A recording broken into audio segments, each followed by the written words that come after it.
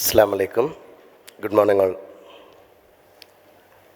ആദരണീയനായ ഈ ചടങ്ങിൻ്റെ അധ്യക്ഷൻ, സുപ്രഭാതത്തിൻ്റെ ഡയറക്ടറും എൻ്റെ ദീർഘകാല സുഹൃത്തും സഹപ്രവർത്തകനുമെല്ലാമായിട്ടുള്ള കെ മോയിൻകുട്ടി മാഷ്, ഈ പരിപാടിയുടെ മുഖ്യ സംഘാടകനും സുപ്രഭാതത്തിൻ്റെ CEO ആയിട്ടുള്ള വിദ്യാഭ്യാസ രംഗത്ത് ഏറെ ഇനീഷ്യേറ്റീവുകൾ നടത്തുന്ന മുസ്തഫ മാഷ് മുണ്ടുപാറ, നമ്മുടെ എല്ലാം അഭിമാനമായി ഈ ചടങ്ങിൽ ഉദ്ഘാടന കർമ്മം നിർവഹിച്ചിട്ടുള്ള ആദരണീയനായ ലക്ഷദ്വീപിൻ്റെ MP-യും അതിലേറെ വലിയൊരു പൊളിറ്റിക്കൽ ലെഗസിയുടെ പിന്തുടർച്ചക്കാരനുമായിട്ടുള്ള PM സെയ്ദ് സാഹിബിൻ്റെ പുത്രൻ ഹംദുള്ള സെയ്ദ് അവർകൾ, ബഹുമാന്യനായ സുപ്രഭാതത്തിൻ്റെ മാനേജിംഗ് എഡിറ്റർ, പത്രപ്രവർത്തന മേഖലയിലെ ശ്രദ്ധേയനായിട്ടുള്ള TP ചെറുപ്പ സാഹിബ്, എൻ്റെ പ്രിയപ്പെട്ട നാട്ടുകാരനും പെരിന്തൽമണ്ണയിലെ സാമൂഹിക പ്രവർത്തന രംഗത്തെല്ലാം, അതാണ് നാട് മാറിയതാണ് പറഞ്ഞത്, സ്നേഹനിധിയായിട്ടുള്ള എൻ്റെ സുഹൃത്തുമായിട്ടുള്ള സുലൈമാൻ ദാരിമി, സുപ്രഭാതത്തിൻ്റെ ഡയറക്ടർ, പ്രിയപ്പെട്ട DGM V Aslam, doctor Mahin Khan, പ്രിയപ്പെട്ട സുഹൃത്ത് ഈ സ്വാഗത സംഘത്തിൻ്റെ കൺവീനർ മുജീബ്, അതുപോലെ തന്നെ നമ്മുടെ അഭിവന്ദ്യനായ ജില്ലാ പഞ്ചായത്ത് മെമ്പർ MA ഗഫൂർ മാഷ്, സ്നേഹനിധിയായ ബ്ലോക്ക് മെമ്പർ അടക്കം നമ്മുടെ വേദിയിലുള്ള സഹോദരങ്ങളെ, എൻ്റെ പ്രിയപ്പെട്ട വിദ്യാർത്ഥിനികളെ, ഇവിടെ എല്ലാവരും കാത്തിരിക്കുന്ന കാര്യം നമ്മുടെ ട്രെയിനിങ് സെഷനുകളാണ്. നിങ്ങൾക്ക് എന്താണ് കൊണ്ടുപോകാനുള്ളത് എന്നതിന് ഉത്തരം പറയേണ്ടതും ഉത്തരം നൽകുന്നതും ഇനി വരുന്ന ട്രെയിനിങ് സെഷനുകളാണ്. വളരെ നല്ലൊരു പാനലിസ്റ്റുകൾ നിങ്ങളോട് സംസാരിക്കാനിരിക്കുന്ന സന്ദർഭമാണ്. അതുകൊണ്ട് ഞാനിത് നമ്മുടെ നാട്ടിലെ ഒരു പ്രോഗ്രാം എന്ന നിലയിൽ അപ്പുറത്ത് സുപ്രഭാതവുമായി അതിൻ്റെ തുടക്കം മുതലുള്ള ആത്മബന്ധം,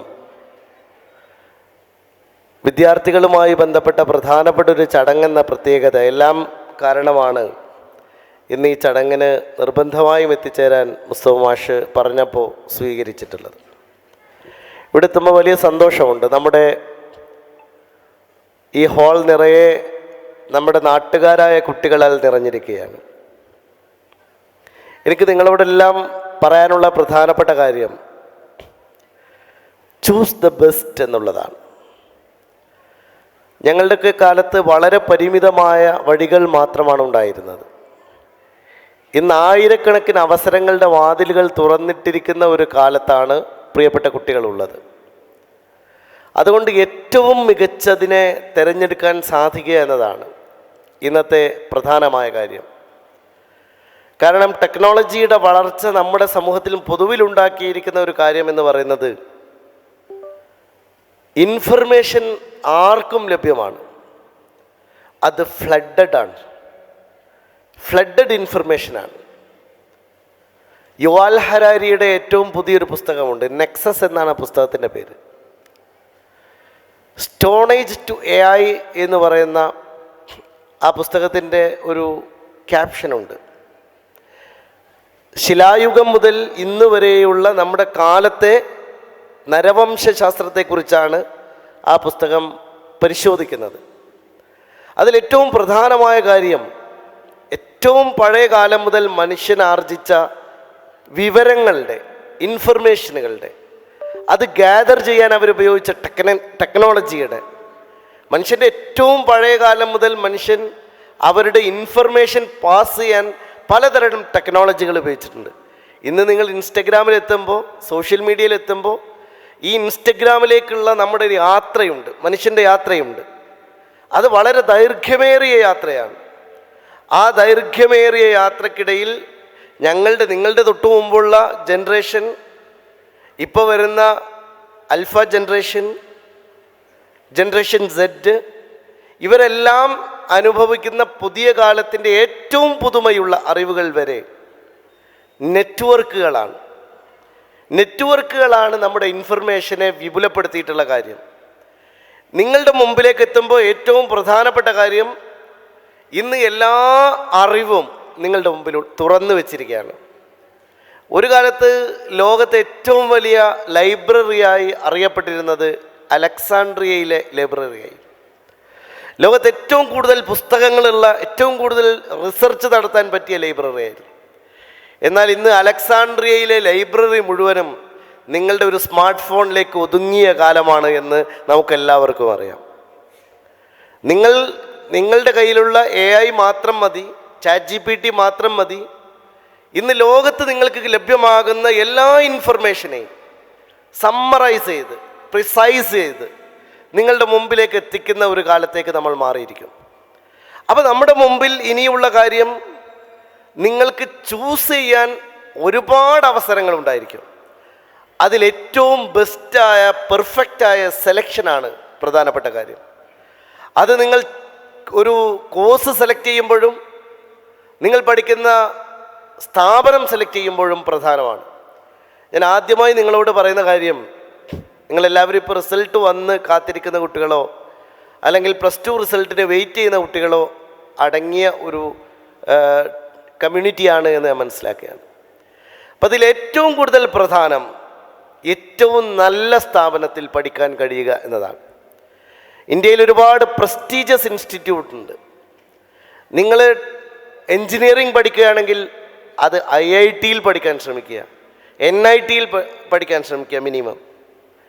നിങ്ങൾ MBBS പഠിക്കുകയാണെങ്കിൽ നിങ്ങൾ മെഡിക്കൽ സ്ട്രീമിലെ ഏറ്റവും ബെസ്റ്റായിട്ടുള്ള മെഡിക്കൽ കോളേജുകൾ പ്രിഫർ ചെയ്യുക. എയിംസ് കിട്ടാൻ സാധിക്കുമെങ്കിൽ അതിനെക്കുറിച്ച് ആലോചിക്കുക. ജിപ്മർ കിട്ടാൻ സാധിക്കുമെങ്കിൽ അതിനെക്കുറിച്ച് ആലോചിക്കുക. ഇന്ത്യയിലെ ഏറ്റവും പ്രസ്റ്റീജിയസ് ആയ മെഡിക്കൽ കോളേജുകളിലേക്ക് നിങ്ങൾ ആലോചിക്കുക. ഇന്ത്യയിലെ ഏറ്റവും പ്രധാനപ്പെട്ട പ്രസ്റ്റീജിയസ് ആയിട്ടുള്ള ഒരുപാട്, ഇപ്പോൾ ഫാഷൻ ടെക്നോളജിയിൽ NIFT ഉണ്ട്. ഇന്ത്യയിലെ ഏറ്റവും പ്രഗത്ഭമായിട്ടുള്ള നിരവധിയായ യൂണിവേഴ്സിറ്റികളുണ്ട്. ഇപ്പോൾ ഇതിനിടയിൽ നിങ്ങളെല്ലാവരും ശ്രദ്ധിച്ചൊരു കാര്യമുണ്ട്. ഡൽഹിയിലേക്കും അതുപോലെ സെൻട്രൽ യൂണിവേഴ്സിറ്റിയിലേക്കും കേരളത്തിൽ നിന്നുള്ള വിദ്യാർത്ഥികളുടെ ഒരു ഒഴുക്ക് വളരെ ശക്തമായി ഉണ്ടായിരുന്നു. കാരണം നമ്മുടെ +2 മാർക്കിൻ്റെ അടിസ്ഥാനത്തിലായിരുന്നു അന്ന് സെൻട്രൽ യൂണിവേഴ്സിറ്റിയിൽ അഡ്മിഷൻ നേടാൻ കഴിഞ്ഞിരുന്നത്. ഞാൻ ഇവിടെ ഇരിക്കുന്ന കുട്ടികൾക്ക് സെൻട്രൽ യൂണിവേഴ്സിറ്റിയിൽ പോകാൻ ആഗ്രഹമുള്ള എത്ര കുട്ടികളുണ്ടെന്ന് കൈപൊക്കിയ? എല്ലാവരും ഇവിടെ ഉണ്ടല്ലേ? സെൻട്രൽ യൂണിവേഴ്സിറ്റിയിൽ പഠിക്കണം എന്ന് ആഗ്രഹമുള്ള കുട്ടികളൊന്ന് കൈപൊക്കിയ? ആർക്കും ഇല്ലേ? ഒന്ന് ധൈര്യമായിട്ട് പോക്ക്. കുറച്ച് കുട്ടികളേ ഉള്ളൂ. മെഡിസിന് പോകാൻ താല്പര്യമുള്ള എത്ര കുട്ടികളുണ്ട്? എന്താ കൈ അങ്ങോട്ട് പൊങ്ങാത്ത? BTech ചെയ്യണമെന്ന് ആഗ്രഹമുള്ള എത്ര പേരുണ്ട്? Engineering stream, okay. ഏതായാലും ഒരു കാര്യം ഞാൻ പറയാം. ഒരു കാലത്ത് നമ്മുടെ സെൻട്രൽ യൂണിവേഴ്സിറ്റിയിലേക്ക് +2ൻ്റെ മാർക്ക് ബേസ് ചെയ്തായിരുന്നു പോകാൻ പറ്റിയിരുന്നത് എന്നതുകൊണ്ട് നമ്മുടെ നാട്ടിലെ കുട്ടികളായിരുന്നു ഇടിച്ചു കയറി സെൻട്രൽ യൂണിവേഴ്സിറ്റി കീഴടക്കിയത്. അപ്പോഴാണ് CUET എന്ന് പറയുന്ന ഒരു പരീക്ഷ കൊണ്ടുവന്നത് തന്നെ. അന്ന് വലിയ തോതിൽ ആക്ഷേപത്തോടു കൂടി പറഞ്ഞൊരു കാര്യം എഡ്യൂക്കേഷൻ ജിഹാദ് എന്നായിരുന്നു.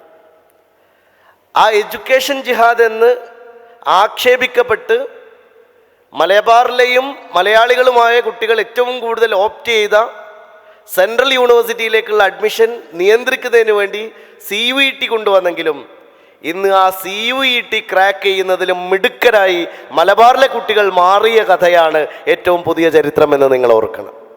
അപ്പം നിങ്ങൾക്കത് പറ്റും. ഏത് വാതിലുകളും ചവിട്ടി തുറക്കാൻ മാത്രം പ്രാപ്തിയുള്ള കുട്ടികളാണ് എൻ്റെ മുമ്പിലിരിക്കുന്ന ഈ കുട്ടികളെന്ന് അഭിമാനത്തോടു കൂടി എനിക്ക് പറയാൻ സാധിക്കും. അതുകൊണ്ട് നമ്മൾ നമ്മളുടെ ഡെസ്റ്റിനിയെ ക്രിയേറ്റ് ചെയ്യണം. നമ്മൾ നമ്മളുടെ തീരുമാനങ്ങളെ നമുക്കെടുക്കാൻ സാധിക്കണം.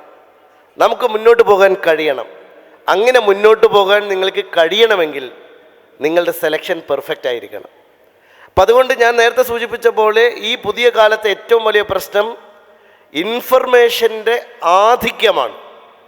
അതിൽ നിന്ന് ഏറ്റവും ബെസ്റ്റ് ഓപ്റ്റ് ചെയ്യാൻ, പ്രോംപ്റ്റ് ചെയ്യാൻ, നിങ്ങളുടെ ഭാഷയിൽ പറഞ്ഞാൽ ChatGPT-യിൽ പ്രോംപ്റ്റ് ചെയ്യാൻ പഠിക്കുക എന്നുള്ളതാണ് പ്രധാനപ്പെട്ട കാര്യം. ChatGPT എല്ലാ വിഷയങ്ങളും നിങ്ങൾക്ക് തരും. പക്ഷേ ChatGPT-യോട് എന്താണ് ചോദിക്കേണ്ടത് എന്നതാണ് ഇനി പഠിക്കേണ്ട പ്രധാനപ്പെട്ട കാര്യം. പ്രോംപ്റ്റ് ചെയ്യാൻ പഠിക്കുക എന്നുള്ളതാണ്. അപ്പോൾ ഇനി വരുന്ന ഒരു കാലത്തിൻ്റെ ഒരു വലിയ പ്രശ്നം എന്ന് പറയുന്നതും അവസരങ്ങളുടെ ആധിക്യത്തിൽ നിന്ന് നമുക്ക് ഏറ്റവും സ്യൂട്ടബിളായതിനെ തിരഞ്ഞെടുക്കാൻ പറ്റുക എന്നുള്ളതാണ്. അതുപോലെ മറ്റൊരു കാര്യം, നമ്മൾ ഇന്ന് വലിയൊരു തരത്തിൽ മൈഗ്രേഷൻ നടന്നുകൊണ്ടിരിക്കുകയാണ്. ഒരുപക്ഷെ ഇന്ന് നമ്മുടെ നാട്ടിൽ നേരത്തെ ഹംദുല്ല സാഹിബ് ഇവിടെ പറഞ്ഞ പോലെ നമ്മുടെ ഏറ്റവും വലിയ സ്ട്രെങ്ത് എന്ന് പറയുന്നത് നമ്മുടെ ഹ്യൂമൻ റിസോഴ്സാണ്. ഒരുപക്ഷെ കേരളത്തിനെ ലോകത്തിന് മുമ്പിൽ വിൽക്കാൻ പറ്റുന്ന ഏറ്റവും വലിയ പ്രൊഡക്റ്റ് എന്ന് പറയുന്നത് എൻ്റെ മുമ്പിൽ ഇരിക്കുന്ന നിങ്ങളാണ്. നമ്മൾ പണ്ട് തേങ്ങ വിറ്റ് ജീവിച്ച നാടാണ്, എന്നാൽ ഇന്ന് മനുഷ്യനെ വിറ്റാണ് ജീവിക്കുന്നത് എന്നതാണ് ഒരു യാഥാർത്ഥ്യം. അവർ human resource is that much precious. ലോകം ഇന്ന് ആഗ്രഹിക്കുന്നത്, ഞാൻ ഈയിടെ യു എസിൽ പോയപ്പം അവിടുത്തെ മിക്ക കമ്പനികളിലെയും ഏറ്റവും ടോപ്പ് മോസ്റ്റ് ആയിട്ടുള്ള IT പ്രൊഫഷണൽസായി നിൽക്കുന്നത് നമ്മുടെ മലയാളികളാണ്, പ്രത്യേകിച്ചും മലബാറിലുള്ള ആളുകളാണ്. ഒരുപാട് പേർ. എന്തുകൊണ്ടത് സാധിക്കുന്നു? ഏറ്റവും നല്ല അഡാപ്റ്റബിലിറ്റിയുള്ള കമ്മ്യൂണിറ്റിയാണ് നമ്മൾ. നിങ്ങൾ ഏത് നാട്ടിലേക്കും ഫിറ്റാണ്. ചൈനക്കാരുടെ ഒരു പ്രശ്നമുണ്ട്. ചൈനക്കാർ വളരെ നല്ല ഹാർഡ് വർക്ക് ചെയ്യാൻ ആഗ്രഹമുള്ളവരാണ്, അവർ ചെയ്യുന്നവരാണ്. പക്ഷെ അവർ പ്രവർത്തിക്കുന്നത് മെഷീൻ പോലെയാണ്. പക്ഷെ നമ്മുടെ ഒരു പ്രത്യേകത എന്താണ്? നമ്മളുടെ അഡാപ്റ്റബിലിറ്റിയാണ്. നമ്മൾ അമേരിക്ക പോയാൽ അമേരിക്കക്കാരാവും, സൗദി പോയാൽ സൗദിക്കാരാവും, UAE പോയാൽ UAEക്കാരാവും. അതുകൊണ്ടാണ് ആ നാട്ടുകാർക്ക് മുഴുവനും ഇഷ്ടം നമ്മളെയാണ്, മലയാളികളെയാണ്. കാരണം ആ നാടിനോട് ഏറ്റവും ലയിച്ചു ചേരുന്നത് നമ്മളായിരിക്കും. ഇപ്പോൾ നിങ്ങൾ നോക്കൂ, പല നാടുകളിലും അത്ര വലിയ പദവികളിൽ നമുക്കിരിക്കാൻ സാധിക്കുന്നത് ആ അഡാപ്റ്റബിലിറ്റിയാണ്. നമ്മളെ സംബന്ധിച്ചിടത്തോളം നമ്മളുടെ ഏറ്റവും വലിയ കപ്പാസിറ്റി എന്ന് പറയുന്നതും നമ്മൾ ഇന്ന് നോളജിൻ്റെ ഒരു വലിയ തലത്തിലേക്ക്, പ്രത്യേകിച്ച് അബ്ദുള്ള സാഹിബോട് സൂചിപ്പിച്ചു പെൺകുട്ടികളുടെ വിദ്യാഭ്യാസത്തെക്കുറിച്ച്. ഒരു കാലത്ത് പെൺകുട്ടികളുടെ വിദ്യാഭ്യാസം ഒട്ടുമില്ലാത്ത ഒരു തലമുറയിൽ നിന്ന് അവരുടെ പേരക്കുട്ടികൾ വളർന്നു വന്നപ്പോൾ അവർ ഇന്ന് ഒരു കാലത്ത് സ്കൂളിൽ പോകാത്ത വല്യമ്മമാരുടെ പേരക്കുട്ടികൾ ഇന്ന് സെൻട്രൽ യൂണിവേഴ്സിറ്റികളിൽ ആധിപത്യം നേടിയ കാലമാണ്. ഇന്ന് പലപ്പോഴും ഞങ്ങളൊക്കെ കോളേജ് യൂണിയൻ ഉദ്ഘാടനം ചെയ്യാൻ പോയാൽ ഇത് വിമൻസ് കോളേജ് ആണോ എന്ന് സംശയിക്കാവുന്ന വിധത്തിൽ ആൺകുട്ടികളെ മഷിയിട്ട് തെരഞ്ഞാൻ കിട്ടാത്ത ഒരു കാലത്തേക്ക് പോയിരിക്കുകയാണ്. ഈ ആൺകുട്ടികളൊക്കെ എവിടെ പോകുന്നു എന്നുള്ളത് അത്ഭുതത്തോടെ ഞങ്ങൾ നോക്കുന്ന ഒരു കാലമാണ്. അത്രയേറെ വലിയൊരു വിമൺ നമ്മുടെ ലേഡീസിൻ്റെ ഭാഗത്തുനിന്ന്, പെൺകുട്ടികളുടെ ഭാഗത്തുനിന്ന് എംപവേർഡ് ആയി കഴിഞ്ഞ ഒരു കാലമാണ്. അപ്പം അതുകൊണ്ട് ഞാൻ അവസാനിപ്പിക്കുകയാണ്. ഈ കാലത്തെ ഏറ്റവും നന്നായി ചൂസ് ചെയ്യുക. മനുഷ്യരെ ആവശ്യമുള്ള ഒരു കാലമാണ്. AI എത്ര ശക്തമായി വരുമ്പോഴും, ഏറ്റവും വലിയ ടെക്നോളജി വരുമ്പോഴും, ലോകം അതിവേഗതയിൽ സഞ്ചരിക്കുന്ന ഒരു കാലമുണ്ടാകുമ്പോഴും മനുഷ്യൻ റീപ്ലേസ് ചെയ്യപ്പെടില്ല എന്ന ഉത്തമ ബോധ്യമാണ് നിങ്ങളുടെ മനസ്സിലുണ്ടാവേണ്ടത്. എത്ര റോബോട്ട് വന്നാലും മനുഷ്യനെ റീപ്ലേസ് ചെയ്യാൻ ഒരു റോബോട്ടിനും സാധിക്കില്ല. കാരണം ആ റോബോട്ടിനെ സൃഷ്ടിച്ചത് തന്നെ മനുഷ്യനാണ്. ഞാൻ ഈ പറഞ്ഞ പുസ്തകം നിങ്ങൾ തീർച്ചയായിട്ടും വായിക്കേണ്ട ഒരു പുസ്തകമാണ്, നെക്സസ് എന്ന പുസ്തകം. അതിൽ പറയുന്ന ഒരു വലിയ ചർച്ചയുണ്ട്, അതിൽ പറയുന്ന പ്രധാനപ്പെട്ട കാര്യമുണ്ട്. ഇങ്ങനെ പോയാൽ AI മനുഷ്യനെ കീഴടക്കി അവസാനം AI ലോകത്തെ ഭരിക്കുമോ? ഇത് ഇന്ന് ടെക്നോക്രാറ്റുകൾക്കിടയിൽ വലിയ തോതിലുള്ള ഒരു ചർച്ചയാണ്. മനുഷ്യനുണ്ടാക്കിയ യന്ത്രം മനുഷ്യൻ്റെ മേൽ ആധിപത്യം നേടുമോ? കാരണം നിർമ്മിത ബുദ്ധി എന്ന് പറയുന്നത്, മനുഷ്യൻ നിർമ്മിച്ച ആ ബുദ്ധി മനുഷ്യൻ്റെ ഇൻ്റലിജൻസിനേക്കാളും മുകളിൽ പോകുമോ എന്ന ചർച്ചയുണ്ട്. പക്ഷേ ഞാൻ ഉറപ്പിച്ചു പറയാം കുട്ടികളെ, ഹ്യൂമൻ ഇൻ്റലിജൻസിനെ തോൽപ്പിക്കാൻ ഒരു യന്ത്രത്തിനുമാവില്ല എന്ന കോൺഫിഡൻസോടെ നിങ്ങൾ നിൽക്കുക. കാലം നിങ്ങളുടേതാണ്, നിങ്ങളുടെ ടേണാണിത്, നിങ്ങളുടെ അവസരങ്ങളുടെ ടേണാണ്. ഒരു കാലത്ത് നമുക്ക് നമ്മുടെ കേരളത്തിൽ മാത്രമായിരുന്നു അവസരം ഉണ്ടായിരുന്നത്. ഇപ്പോൾ CH മുഹമ്മദ് കോയ സാഹിബിനെ കുറിച്ച് പറയുന്ന ഒരു പ്രധാനപ്പെട്ട കാര്യമുണ്ട്. അന്ന് ഉദ്യോഗ മേഖലയിലേക്ക്, പ്രത്യേകിച്ച് മുസ്ലിം കമ്മ്യൂണിറ്റിയിൽ നിന്ന് ആർക്കും കടന്നു വരാൻ കഴിയാത്ത ഒരു കാലത്ത് അറബി മുൻഷികളെ ഉണ്ടാക്കിയിട്ടുള്ളൊരു വിപ്ലവമായിരുന്നു. അറബി അധ്യാപകർക്ക് അവസരം കൊടുത്തു. പക്ഷേ ആ അറബി അധ്യാപകരുടെ മക്കൾ നമ്മുടെ ഈ കിഴക്കോത്ത് പഞ്ചായത്തിൽ, ഈ ഹോള് നിൽക്കുന്ന പഞ്ചായത്തിൽ പോലും ഒരു അറബി അധ്യാപകൻ്റെ മകനാണ് ഇന്ന് കർണാടകയിലെ ഫിനാൻസ് സെക്രട്ടറി ആയിട്ടുള്ള IAS ഓഫീസർ എന്നത് അഭിമാനകരമായ ഒരു ഓർമ്മയായി നമ്മളുടെ മുമ്പിൽ നിൽക്കുകയാണ്. SK അന്നത്തെ എനിക്ക് ഓർമ്മയുണ്ട്, അന്ന് ജാഫറിൻ്റെ ഒരു പഠനകാലത്ത് SK ഒരു സ്ട്രീമിലൂടെയാണ് പഠനം വന്നത്. അതുപോലെ തന്നെ നമ്മൾ ചെറിയ സ്വപ്നങ്ങൾ കൈവിടുക. ചെറിയ സ്വപ്നങ്ങളുടെ കാലം അവസാനിച്ചിരിക്കുകയാണ്. കാരണം വലിയ കാര്യങ്ങൾ ചെയ്യാൻ മാത്രം നമ്മൾ പ്രാപ്തരാണ്. ഇന്ന് നിങ്ങൾ ഏറ്റവും കൂടുതൽ സെലിബ്രേറ്റ് ചെയ്യുന്ന ലോകത്തെ ഏറ്റവും വലിയ പണക്കാരൻ എന്ന് പറയുന്നത് എലൻ മസ്ക് ആണ്, അല്ലേ? എലൻ മസ്കിനെ അറിയില്ലേ? എലൻ മസ്കിൻ്റെ ഏറ്റവും വലിയ കമ്പനി ഏതാണ്? അറിയില്ല? ആർക്കും അറിയില്ല? ബോയ്സിന് അറിയില്ല? പറ, കമോൺ, തെറ്റിയിട്ടില്ല, പറഞ്ഞോ. ടെസ്ലയാണ്. ടെസ്ല നിങ്ങളൊന്നും കേട്ടില്ല? പെൺകുട്ടികളെ കേട്ടില്ല? പിന്നെന്താ നിങ്ങൾ മിണ്ടാത്തെ? നിങ്ങളിവിടെ ഇല്ലേ? ടെസ്ല അല്ലാത്തൊരു കമ്പനി പറഞ്ഞേ. യെസ്, കറക്റ്റാണ്. അവിടെ പറഞ്ഞല്ലോ ആരോ ഒരാൾ. സ്പേസ് എക്സ് ആണ്, അല്ലേ? സ്പേസ് എക്സ് എന്തിനു വേണ്ടിയാണ് എലൻ മസ്ക് ഉണ്ടാക്കിയത്? റീയൂസബിൾ റോക്കറ്റിനെ കുറിച്ച് പരീക്ഷിക്കാൻ വേണ്ടിയാണ്. എന്തിനാണ് റീയൂസബിൾ റോക്കറ്റ് ഉണ്ടാക്കുന്നത്? സാധാരണ റോക്കറ്റ് നേരെ പോയിട്ട് കടലിൽ പതിക്കാറാണ്. പക്ഷേ ഇനിയുള്ള കാലത്ത് ഈ റോക്കറ്റിൽ ആളുകളെ ചൊവ്വയിലേക്ക് അയക്കാൻ പറ്റുമെന്നും അവിടെ നിന്ന് ഇങ്ങോട്ട് ആളുകളെ കൊണ്ടുവരാൻ പറ്റുമെന്നും ആലോചിക്കുകയാണ്.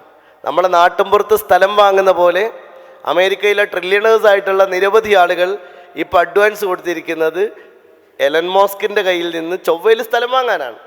മാത്രമല്ല, ഏറ്റവും രസകരമായ കാര്യം, എലൻ മസ്ക് പ്രഖ്യാപിച്ചൊരു കാര്യം, ഞാൻ ഭൂമിയിൽ മരിക്കൂല എന്നാണ്, ഞാൻ ചൊവ്വയിലായിരിക്കും മരിക്കുന്നതെന്നാണ്. അത്ര ധൈര്യസമേതം അദ്ദേഹം പറയുന്നത് എന്തുകൊണ്ടാണ്? എനിക്കതിന് കഴിയും, ഞാൻ അങ്ങോട്ട് പോകും, ഈ ലോകത്തെ വലിയൊരു വിഭാഗം മനുഷ്യരെ ഞാൻ ഷിഫ്റ്റ് ചെയ്യും ചൊവ്വയിലേക്കെന്ന് പറയാണ്. അപ്പോൾ ആദ്യം നമുക്ക് കേരളത്തിലെ അവസരത്തിന് വേണ്ടിയാണ് പഠിച്ചതെങ്കിൽ, ഇന്ത്യയിലെ അവസരങ്ങൾക്ക് വേണ്ടിയാണ് പഠിച്ചതെങ്കിൽ, ഇനി ലോകത്തിൻ്റെ അവസരമല്ല, നമ്മൾ ഈ ഒരു പ്രപഞ്ചത്തിൻ്റെ അവസരത്തിന് വേണ്ടിയാണ് നിങ്ങൾ പഠിക്കാൻ പോകുന്നത് എന്നുള്ളതാണ്. നാളെ നിങ്ങൾ ജോലി ചെയ്യാൻ പോകുന്നത് ഒരു പക്ഷേ ഈ ഭൂമിയിൽ പോലും ആകാത്ത ഒരു കാലം വന്നു ചേരാം. അന്നും അഡാപ്റ്റബിളായി നമ്മളുടെ തലമുറയുണ്ടാകണം. അതുകൊണ്ട് ഈ എഡ്യൂക്കേഷൻ എക്സ്പോയിൽ നിങ്ങൾക്ക് കിട്ടുന്ന ഏറ്റവും വിഭവസമൃദ്ധമായതെല്ലാം നിങ്ങൾ ശേഖരിക്കുക. മുന്നോട്ടുള്ള യാത്രയിൽ നിങ്ങളുടെ ഏറ്റവും ശക്തമായ ഇന്ധനമായി മനസ്സിൽ സൂക്ഷിക്കുക എന്ന് മാത്രം പറഞ്ഞുകൊണ്ട് എല്ലാ ആശംസകളും നേരുന്നു. നന്ദി.